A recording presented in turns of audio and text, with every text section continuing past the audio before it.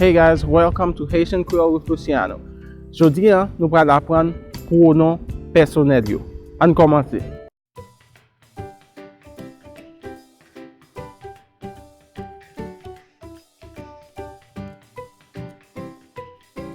Mwen, mwen. Ou. Li.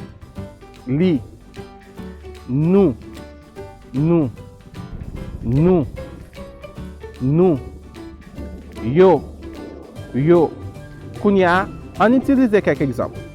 Mwen pale kriol. Ou pale kriol. Li pa pale kriol. Nou pa pale kriol. Yo pa pale kriol.